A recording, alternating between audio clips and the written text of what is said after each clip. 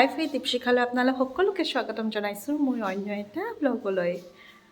এতিয়া মই কলেজলৈ ওলাইছোঁ, মানে আজি এক্সাম আছে মোৰ, টেঙাখাটত আছেগৈ এক্সামটো, সেইকাৰণে তালৈ বুলি ওলাইছোঁ।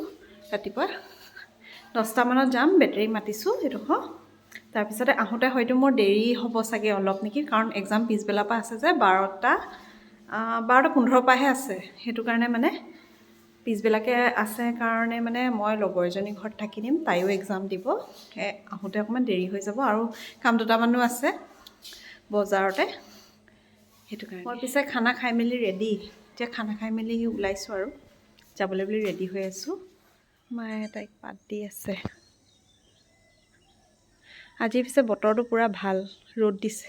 মই ৰ'দ দিছে যদিও জেকেট পিন্ধি লৈছোঁ, ক'ব নোৱাৰি কেতিয়া, মানে সেইদিনাখন যাওঁতে মই দুদিনমানৰ আগত গৈছিলোঁ যে, পৰহি নহয় তাৰ আগদিনা গৈছিলোঁ, তেতিয়া মানে একদম ইয়াত পূৰা ঠাণ্ডা। ইয়াৰ পৰা ধৰি লওক মই 11:30-11টামানত ওলাইছোঁ, ডিব্ৰুগড়লৈ গৈছিলোঁ 12টামান বজাত পোৱাকৈ। তাত মানে একদম পূৰা ৰ'দ আৰু ইয়াত একদম পূৰা ঠাণ্ডা, একদম জেকেট হাইনেক চব পিন্ধি লৈছোঁ। তাত গৈ মানে একদম চব খুলিলোঁ, আমলাপট্টি পাইছোঁগৈ, ডিব্ৰুগড় আমলাপট্টি পাইছোঁগৈ, একদম তাত গৈ চব খুলি দিছোঁ, মানে ইমানেই গৰম উঠিছে।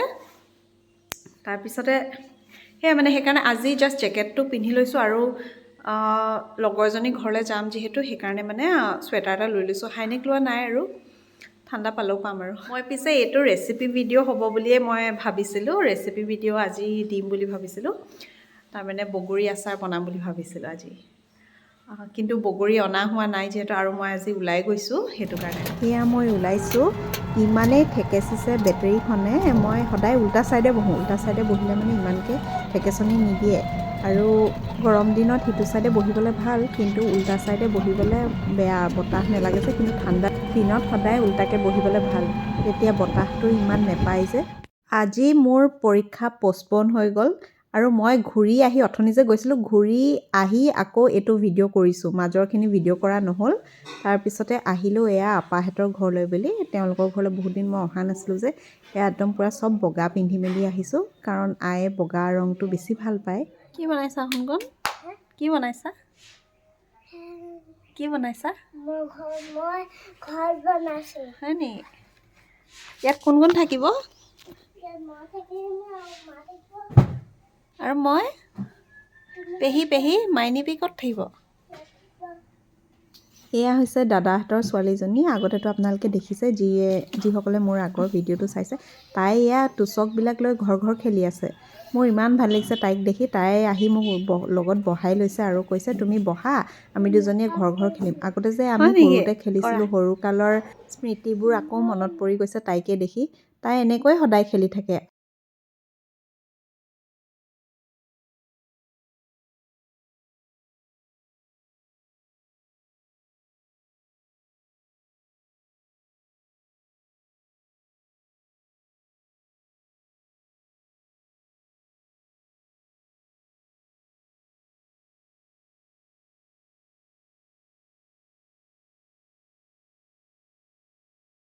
এইখিনি বৌয়ে কৰা ফুল ইমান ধুনীয়া লাগিছে চাওকচোন। তেওঁলোকৰ আৰু এখন পাৰ্ক আছে, সেই পাৰ্কখনতো দাদাই মানে এনেকৈ মালি লগাই মেলি ফুল ৰুৱাইছিলে।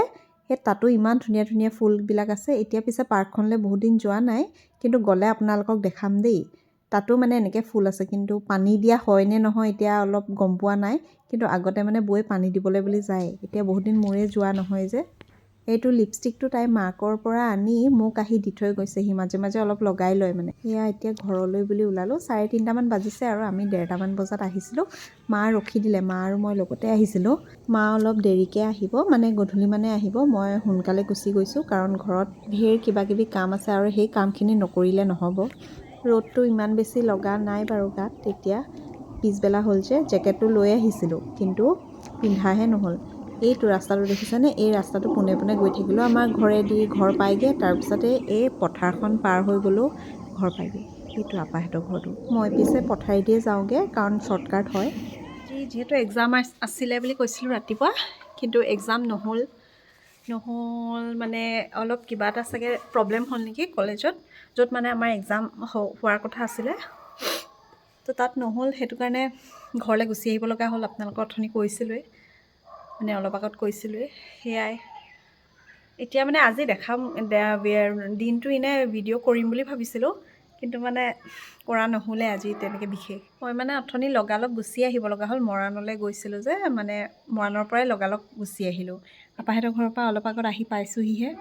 সেয়াই তেওঁৰ ওচৰত অলপ ধূপ ধূনা জ্বলাই থৈ আহিলোঁ। মা তাতে থাকি এতিয়া গধূলি আইসকলক নাম ল'বলৈ মাতিব। ময়ো ৰখি দিম বুলি ভাবিছিলোঁ, মোক ৰখিবলৈ কৈছিলে, কিন্তু মই মানে আহিব লগা হ'ল। আমাৰ ঘৰত কুকুৰা ছাগলী এইবিলাক আছে যে, সেইটো কাৰণে বান্ধিব মেলিব লাগিব, আৰু লাইট দি থৈ যোৱা নাই, সেইটো কাৰণে তাৰমানে মই গুচি আহিলোঁ।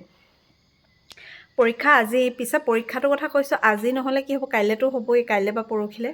সেইটো কাৰণে কাইলৈ হোৱা কথা আছে। এতিয়া এডমিটখন আজি আহিলেহে গম পাম, কাইলৈ হোৱা কথা আছে। সেয়াই মানে কাইলৈ যদি হয় তেতিয়া হ'ব, আৰু পঢ়িবতো লাগিবই।